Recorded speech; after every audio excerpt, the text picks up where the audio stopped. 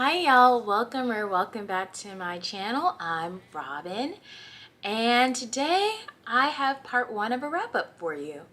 So normally what I do is I tell you all the books I read in a quarter, starting with my least favorite of each month to my favorite. But this time I'm splitting it up because I just don't want to edit a very long video.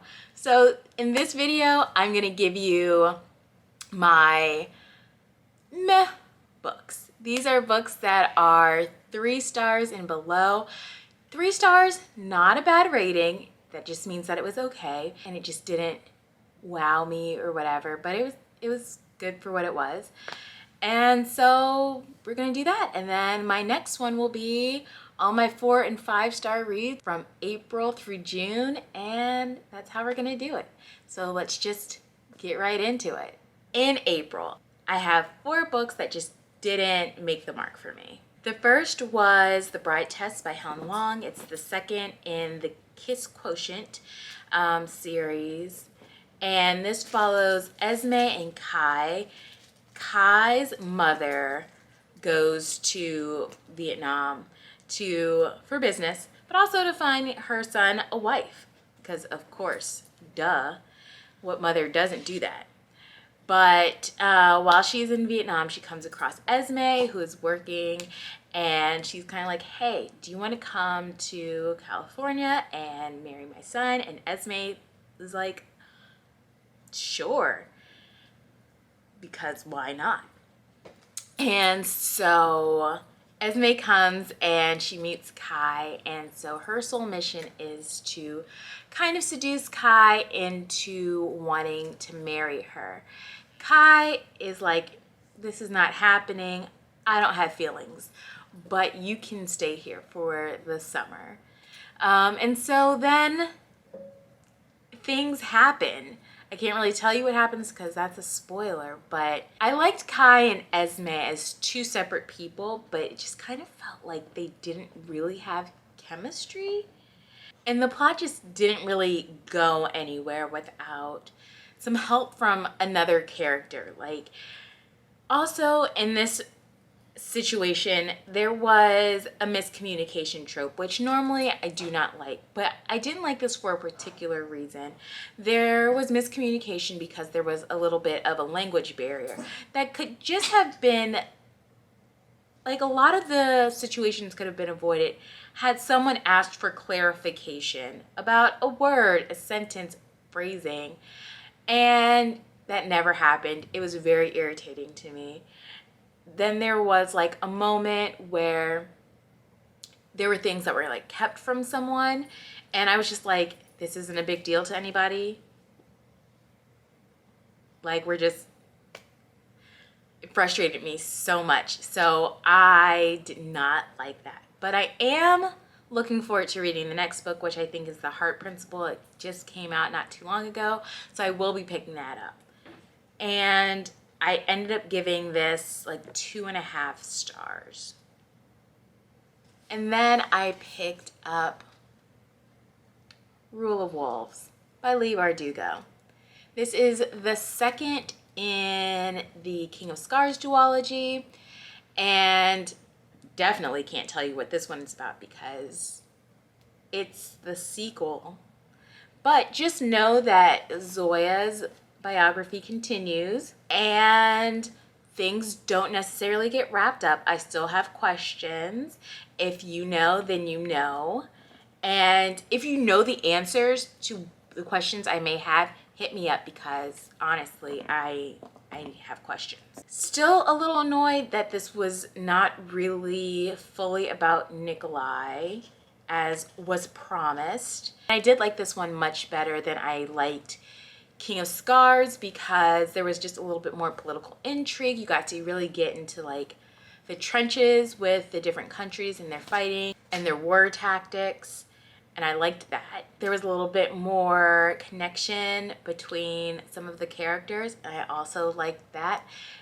And that's all I have to say. But ultimately, I gave this 2 3/4 of a star. I could not give this 3 stars No. Then I read House of Rougeaux by Jenny Jaeckel. The author kindly reached out to me and sent me a copy of the book in preparation for the release of the sequel, Boy Falling, which is either out or coming out. I will put the date here. I ended up giving this 3 stars. This actually follows multiple generations of a family that's descended from 2 enslaved people on a plantation in Martinique, I think.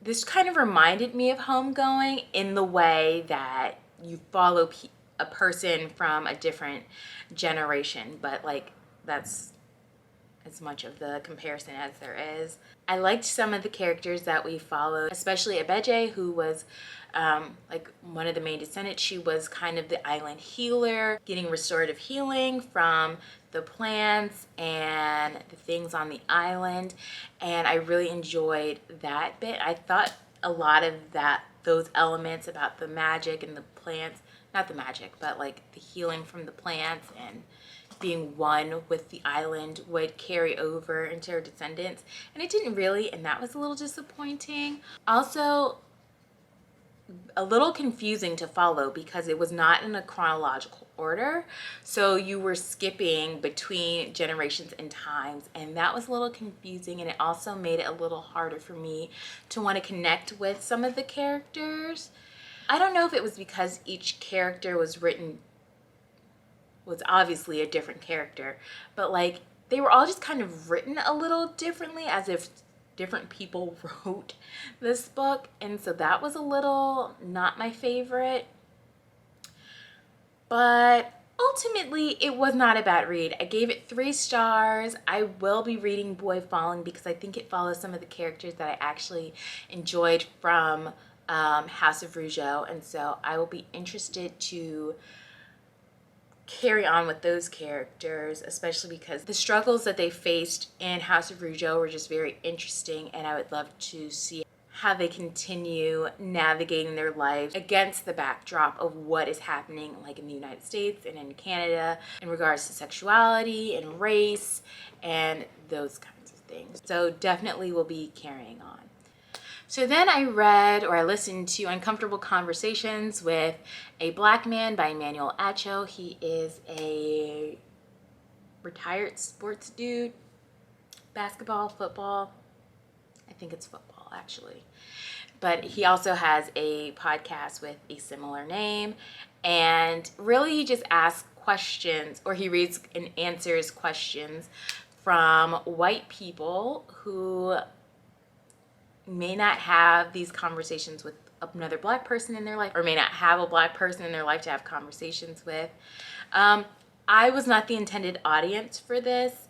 It was okay for me. I'm sure that somebody who has never had difficult conversations with like either racist friends or family members could benefit from this kind of book. It was mostly questions about like, how do I show that I'm an ally? And he's like, you know, it's more than posting a black square and putting up a Black Lives Matter hashtag.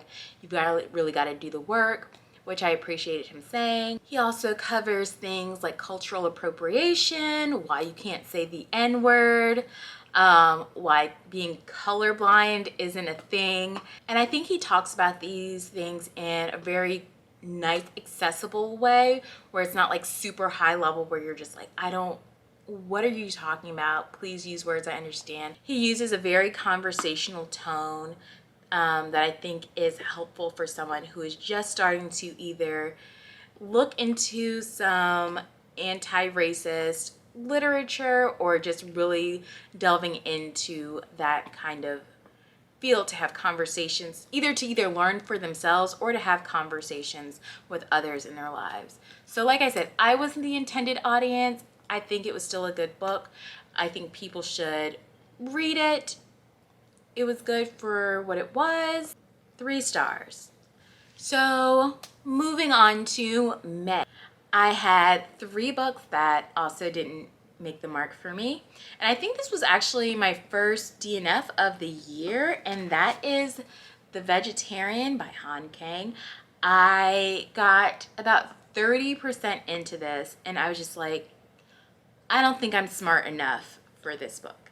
I know that this is supposed to probably be a metaphor for some kind of social issue or something, but it was not for me. I did not understand. So this is about a woman who decides to become a vegetarian, not for like health reasons or for animal rights reasons, just because she wants to stop eating meat. But in her becoming a vegetarian, she starts to like waste away. She's losing all this weight. Her family is putting all this pressure on her to go back to eating meat because it's so disgraceful. And there's a huge emphasis on like nipples, and I'm sure that means something, but I don't know what. And so I couldn't keep going. So I told you what the first part was about because I didn't finish this, so I don't really know what the rest of it's about. I know that there are other people in her life, in her family, and like it follows them in the other sections, but I don't know. If you read it, could you tell me what this book is actually about? Please. So then I read The Last Lecture by Randy Pausch. Didn't rate this because it was a nonfiction, but if I had, it still wouldn't have been rated highly. Not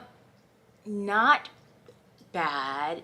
Randy Pausch was diagnosed with terminal cancer, and so one of the things that they do at Carnegie Mellon, I think, is they give professors a chance to do a last lecture. Not because you're dying of cancer, but just, you know, what would you say as your last lecture? So Randy Pausch gives his lecture, but then he also writes this book as a continuation of it. And it really is something more for his family.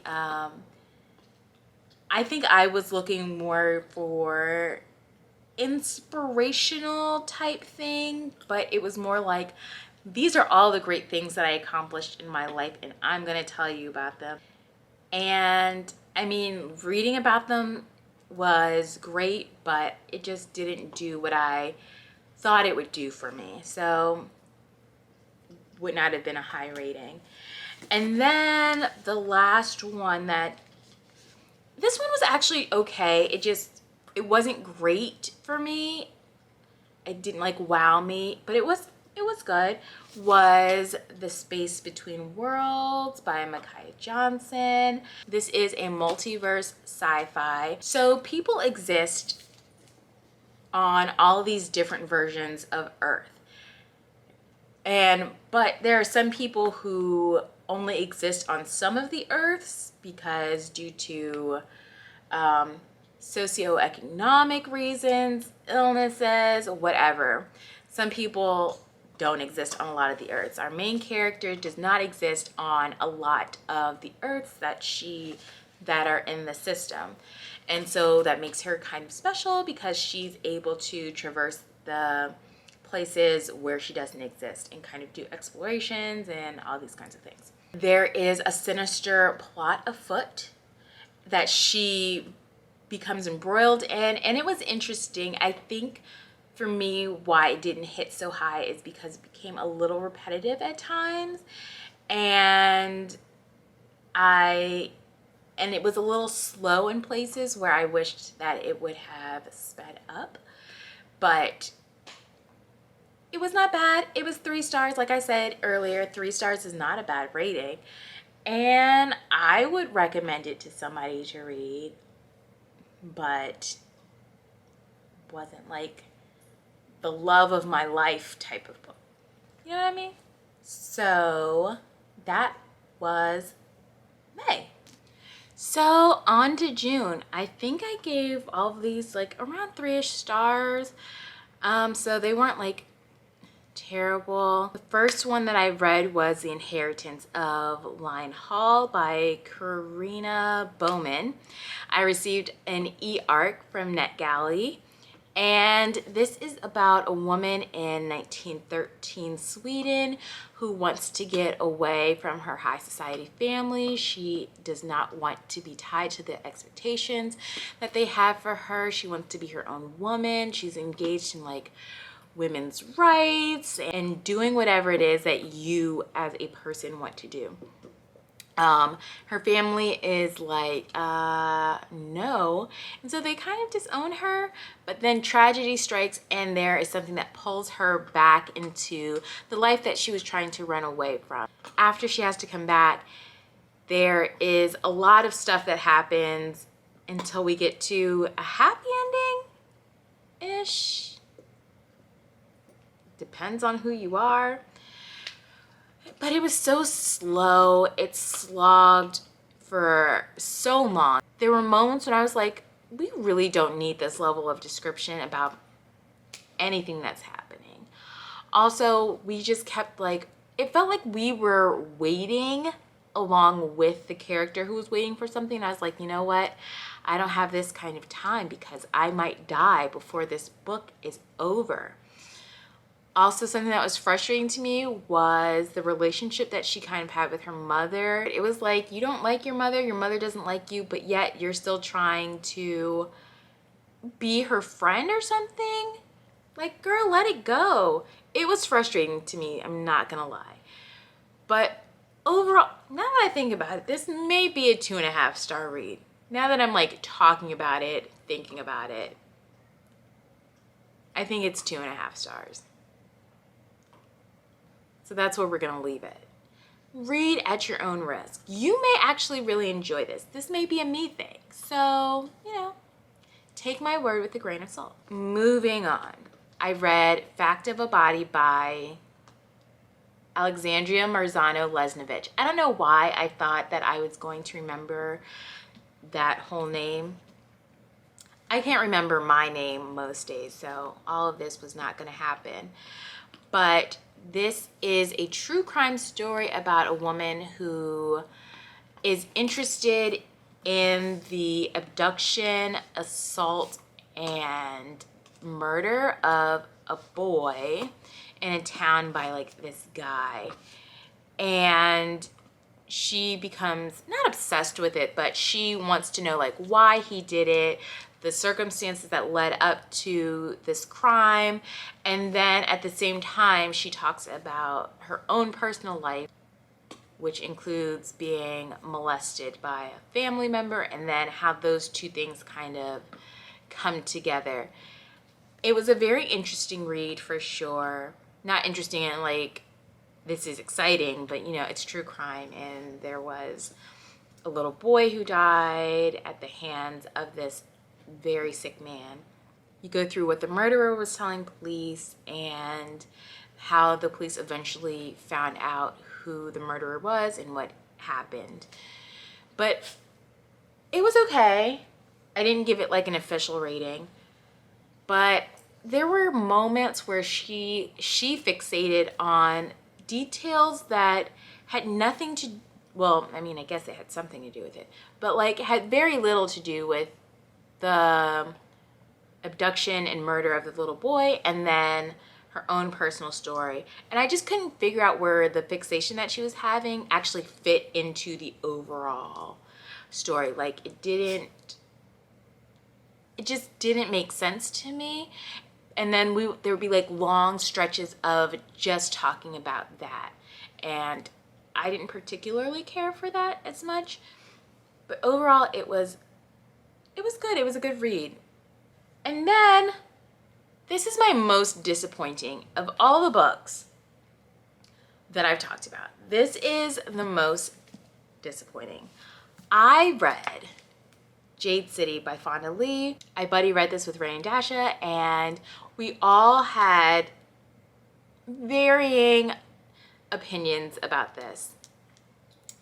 I thought I was going to love this because everyone talks about it. It is a booktube darling, and it just was okay for me. Like it wasn't bad by any means, but it didn't sparkle and dazzle and do all the things that I wanted it to do. This follows a crime family, like a mob family that runs part of a city where jade is the currency du jour, And people who possess jade have, not like magical abilities, enhanced abilities. Some people can deal with the jade possession and some people cannot. And then there is a rival clan, and so you kind of see them battling for territory, for resources, you know, what clans do when there is something precious on the line. I enjoyed the characters for the most part. I enjoyed the overall plot and story. However, the pacing was a little off for me because we would have like these huge action scenes and then we would like need to check in with each of the characters and see how they're feeling. And honestly, I didn't care how they were feeling. I just wanted to get on with it. I cared about some of the people and how they were feeling, but I didn't need it after every single action-y type moment that we had. And then there were characters and I was just like, I don't even know why you're here. You should be dead. And I mean that, my whole chest. Okay. I did enjoy the family dynamic, seeing how the siblings and the cousins kind of interacted with each other and how they connected business with the familial ties that they had. I'm definitely going to continue on with the series. I think the next one is Jade War, so I will be reading it at some point. I'm probably not gonna like rush to pick it up.